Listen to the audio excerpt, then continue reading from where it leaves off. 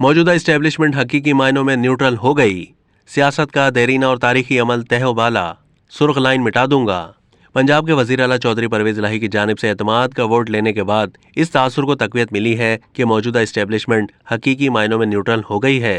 Establishment के इस अमल के गहरे असरात नुमाया हुए हैं और सियासत का देरीना और तारीखी अमल तहवाला हो गया। अचानक तहरीक इंसाफ और मुस्लिम लीग काफ के बहुत से प्रो इस्टेब्लिशमेंट अरकान असम्बली एंटी इस्टेब्लिशमेंट हो गए, या फिर उनके नज़दीक इस्टेब्लिशमेंट की सियासी हवाले से अहमियत और पुरानी कशिश ख़त्म हो गई।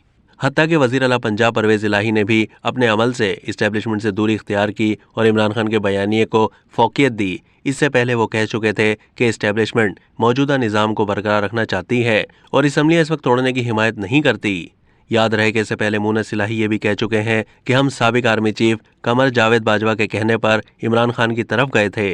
इसका मतलब यह है कि चौधरी परवेज इलाही ने भी इस्टेब्लिशमेंट से राब्ता बज़ाहिर कमज़ोर कर लिया है। इमरान खान के इस बयानिए के साथ अरकानी असम्बली का खड़ा होना कि मैं सुर्ख लाइन मिटा दूंगा, पाकिस्तान की सियासी तारीख का अनोखा और हैरत अंगेज वाक़या है। इससे जाहिर होता है कि इमरान खान का साथ देने वाले अरकान के नज़दीक उनकी कामयाबी या नाकामी से किसी और का कोई ताल्लुक नहीं रहा और इमरान खान का बयानिया ही उनके इंतखाबी अमल और मुहिम में काम आएगा। अब तक के लिए इतना ही। मज़ीद मालूमात के लिए डेली जंग के यूट्यूब चैनल को सब्सक्राइब कीजिए।